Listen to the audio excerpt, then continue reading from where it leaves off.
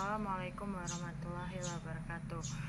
Perkenalkan, nama saya Mia Audina dari Fakultas Tarbiyah dan Keguruan, dari jurusan PGMI. Yang terhormat Bapak Miftahul Husni MPDI. Di sini Mia akan memenuhi tugas PAI MI. Di sini Mia akan menjelaskan tentang agama dan ruang lingkupnya, yaitu satu pengertian agama. Banyak ahli yang menyebutkan agama berasal dari bahasa Saketa, yaitu a yang berarti tidak dan gama yang berarti kacau. Maka agama berarti tidak kacau atau teratur. Dengan demikian, agama itu adalah peraturan, yaitu peraturan yang mengatur keadaan manusia maupun mengenai suatu gaib, mengenai budi pekerti dan pergaulan hidup bersama. Menurut Dajjal 2005, agama adalah proses hubungan manusia yang dirasakan terhadap sesuatu yang diyakininya bahwa sesuatu lebih tinggi daripada manusia. Sedangkan Glock dan Start mendefinisikan agama sebagai sistem simbol, sistem keyakinan, dan sistem nilai dan sistem perilaku yang berlembaga, yang kesemuanya berpusat pada persoalan-persoalan yang dihayati sebagai yang paling maknawinya. Agama disebut Hadikusuma dalam Bustanuddin Agus sebagai ajaran yang diturunkan oleh Tuhan Yang Maha Esa untuk petunjuk bagi umat dalam menjalani kehidupannya. Ada juga yang menyebutkan agama seperti suatu ciri kehidupan sosial manusia yang universalnya, dalam arti bahwa semua masyarakat mempunyai cara-cara pikir dan pola-pola perilaku yang memenuhi untuk disebut agama, yang terdiri dari tipe-tipe simbol, kepercayaan, citra kepercayaan, dan nilai-nilai spesifik yang dengan mana makhluk manusia. Yang kedua, Mia akan menjelaskan macam-macam agama dan landasan memilih agama Islam. Satu, macam-macam agama, yaitu agama Islam. Islam adalah suatu agama wahyu yang disampaikan oleh Nabi Muhammad SAW dari 572 sampai 632 Masehi di Semenanjung Arabia pada awal abad ke-7 Masehi.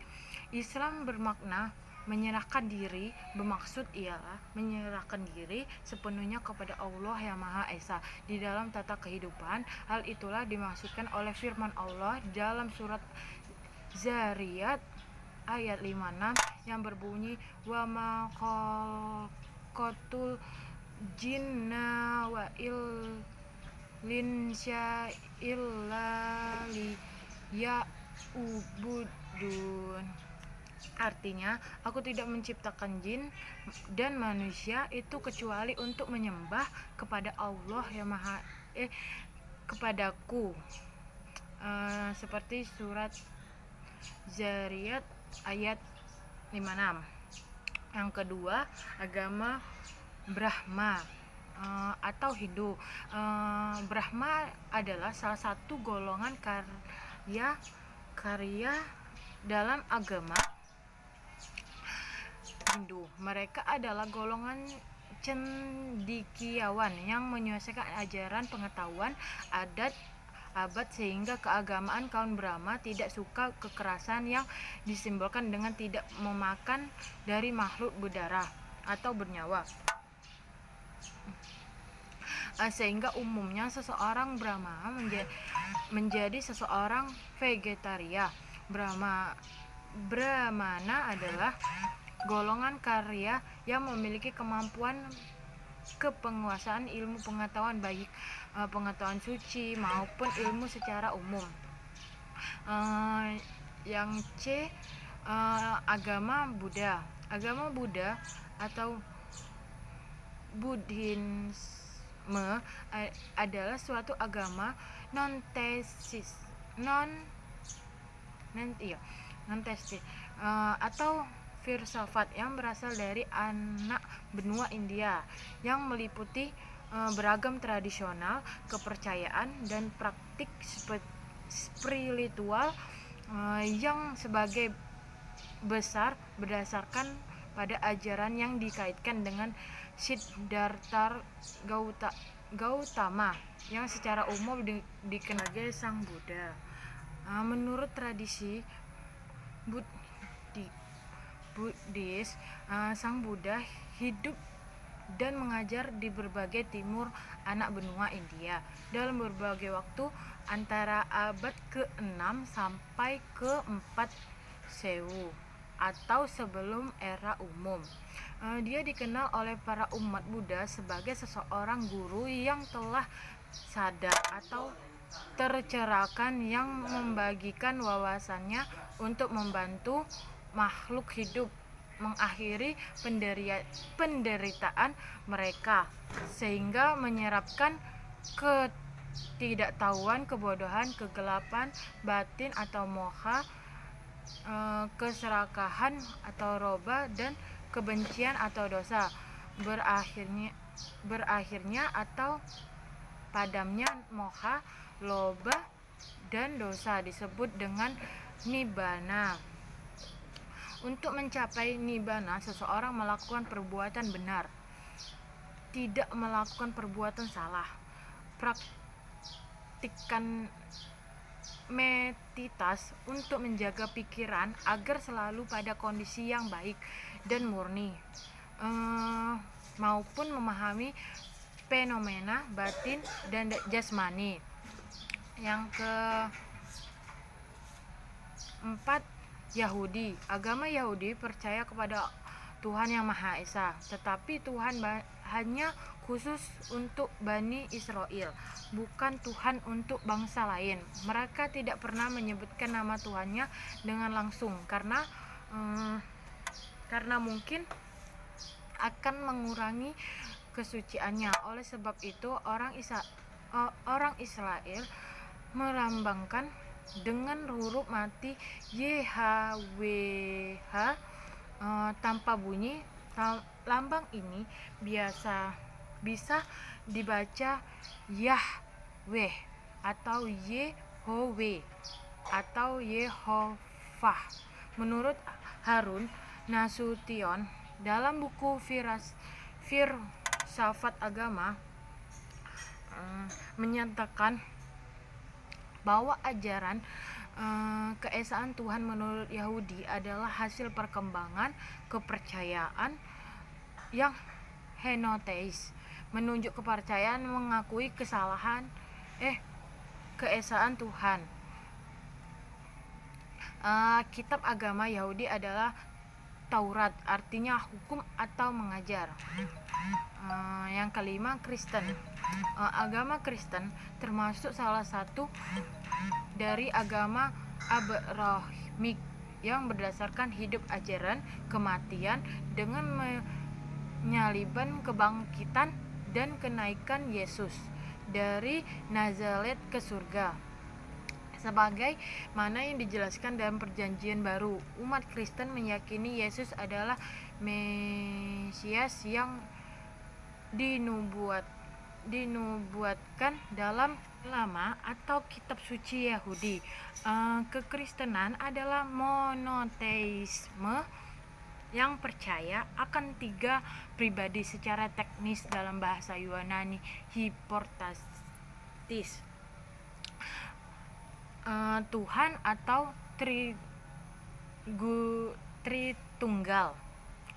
Pemeluk agama Kristen mengimani bahwa Yesus Kristus adalah Tuhan dan justru selama dan memegang ajaran yang disampaikan Yesus Kristus. Dalam kepercayaan Kristen, Yesus Kristus adalah pendiri Jelmaan atau gereja dan kepemimpinan gereja yang abadi atau Injil Matius. Umat Kristen juga percaya bahwa Yesus Kristus akan dapat untuk kedua kalinya sebagai raja dan hakim dunia ini. Sebagaimana Yahudi, mereka menjunjungi ajaran moral yang tertulis dalam 10 perintah Tuhan. Kata Kristen sendiri memiliki arti mengikuti Kristus atau mengikuti Yesus. Murid-muridnya Yesus Kristus pertama kalinya disebut Kristen ketika mereka berkumpul di Antioquia atau kisah para rasul. Yang ketiga, Mi akan menjelaskan tentang landasan memilih agama Islam. Dunia memiliki banyak agama, ajaran, kepercayaan. Oleh pakar ilmu perbandingan agama dibandingkan menjadi 2 kelompok agama dunia. Kelompok pertama adalah agama Samawi yang terdiri dari Yahudi, Nasrani, Islam, dan kelompok kedua adalah agama Adli, yakni Hindu, Buddha, Zoroaster, Konghucu, Shinto, dan semua jenis agama ciptaan manusia. Agama Samawi sebetulnya agama yang satu mentauhidkan Allah Subhanahu wa Ta'ala yang diturunkan nenek moyang para nabi dari moyang para nabi, yakni Ibrahim AS. Yakni Nabi Ibrahim mempunyai 2 anak dari seseorang istri, yaitu Ismail dan Ishak. Ismail punya anak Yakub, dan Yakub mempunyai banyak anak dan cucu, sebagian besar menjadi nabi dan rasul Allah SAW. Yakub mempunyai 2 nama, yaitu Yakub dan Israel. Maka keturunannya disebut Bani Israel. Bani Israel itu terbelah 2 dalam satu bangsa, Yahudi dari keturunan Yakub bernama Yahuda, yang satunya lagi yang bernama Nasrani yang menghuni wilayah Nasara atau Nazaret. Sebetulnya Yahudi dan Nasrani itu bukanlah nama agama, yang melainkan nama kaum dari keturunan Yakub bin Ishak bin Ibrahim yang disebut dengan kaum Bani Israel. Pada awalnya kaum Bani Israel menyembah Allah dan mengikuti nabi-nabi. Tetapi ketika Allah menurunkan Islam dengan Rasulullah bernama Muhammad SAW dan kitab sucinya Al-Quran, dan menafikan semua jenis agama lain, kaum Bani Israel tidak mau memeluk Islam dan tidak mau mengikuti Rasulullah SAW. Hanya sedikit masukkan Islam. Ketika itu mereka menjadi kafir dengan sebuah kafir ahlul kitab dan kafir musyrik. Mengapa kita memiliki Islam sebagai agama yang kita yakini sebenarnya dan kecanggihannya dalam mengatur kehidupan kita dan juga umat manusia dalam mewujudkan kebahagiaan dan keselamatan di dunia dan terlebih di akhirat kelak. Paling tidak ada 5 landasan mengapa kita memiliki Islam sebagai agama atau sistem pengatur kehidupan kita di dunia, yaitu 1. Islam itu datang dari Allah. Kepentingan manusia yang diciptakannya, Islam itu berupa sistem diciptakan Allah spesial untuk manusia, bukan untuk makhluk yang lainnya.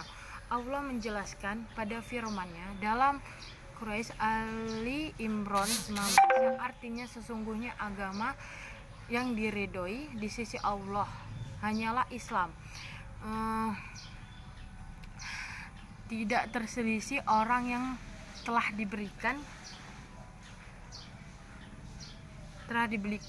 Alkitab atau Yahudi atau Nasari, kecuali kedengkian yang ada di antara mereka. Banyak siapa yang kafir terhadap ayat-ayat Allah, maka sesungguhnya Allah sangat cepat berhutungan. Menurut Qais Ali Imran 19. Yang kedua Islam. Islam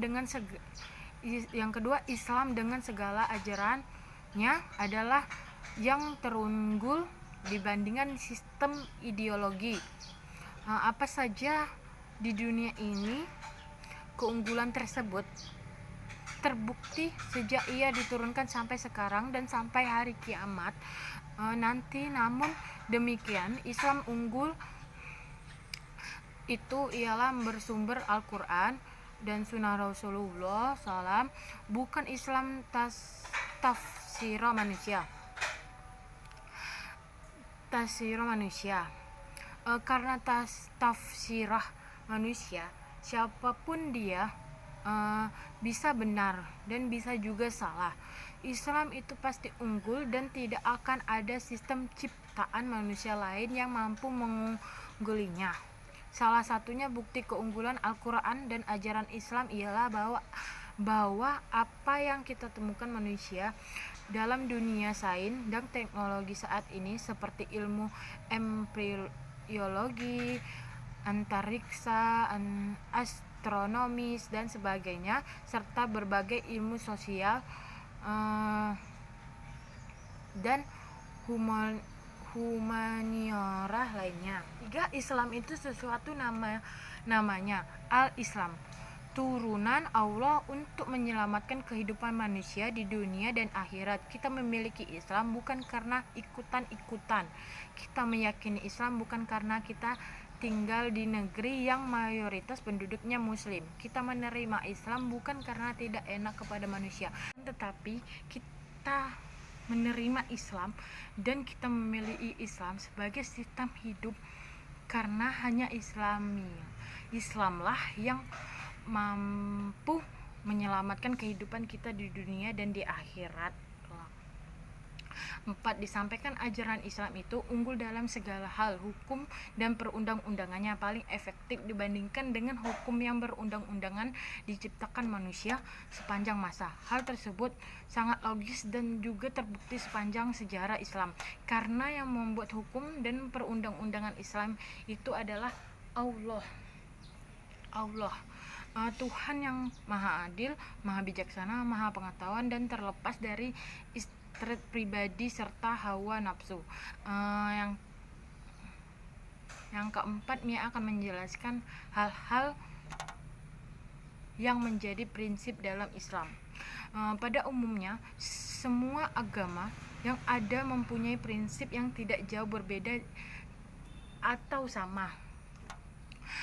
Bila dilihat dari sudut pandang pengertian agama itu sendiri, yaitu menginginkan kebaikan, kesejahteraan, kebahagiaan dunia dan akhirat. Walaupun demikian, tiap agama mempunyai prinsip masing-masing di dalam masa ketuhanan, ibadah, hukum, dan lainnya. Berikut ini prinsip-prinsip terdapat dari agama Islam, yaitu satu, mudah, tidak memberatkan atau menyulitkan. Firman Allah SAW, tidak membebankan kepada kamu kecuali apa yang bisa dilakukan. Menurut Quraish, surah Al-Baqarah ayat 286. Yang kedua, keseimbangan antara kepentingan dunia dan akhirat. Firman Allah tercantum di dalam Al-Quran pada surat Al-Quraish ayat 77 yang artinya sebagai berikut. Dan carilah apa saja yang telah dianugerahkan Allah kepada kamu dan atau kebahagiaan negeri akhirat. Janganlah kamu melupakan kebahagiaan dari nikmat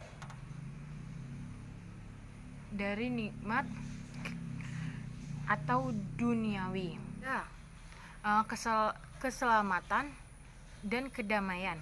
Sesuatu dengan pengertian Islam yang berarti Islam atau damai, selamat, aman, maka jelas bahwa ajaran Islam membawa kepada umat dan manusia pada umumnya keselamatan dan kedunianya. Yang keempat, keadilan dan persamaan. Adil berarti meletakkan sesuatu hal sesuai pada tempatnya. Sesuatu yang benar harus dikatakan benar dan sesuatu yang salah harus dikatakan dengan salah, bukan sebaliknya. Dalam Islam tidak mengenal ras atau golongan atau kasta, semuanya dibandingkan sama, membedakan hanya keimanan dan ketakwaan. Yang kelima, tolong menolong dan toleransi. Islam mengajarkan pada umumnya agar saling tolong menolong sesama manusia dalam kebijakan dan menghargai satu sama lain. Islam juga mengajarkan bahwa pada umatnya tidak boleh memaksa agama kita kepada agama lain yang berbeda agama. Dalam surat Al-Kafirun Allah yang menegaskan, bagimu agamamu dan bagiku agamaku. Demikianlah Islam mengajarkan tentang toleransi.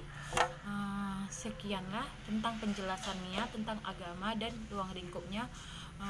Kalau ada salah-salah kata, Mia meminta ampun kepada Allah Subhanahu wa taala, dan Mia akhiri dengan wassalamualaikum warahmatullahi wabarakatuh.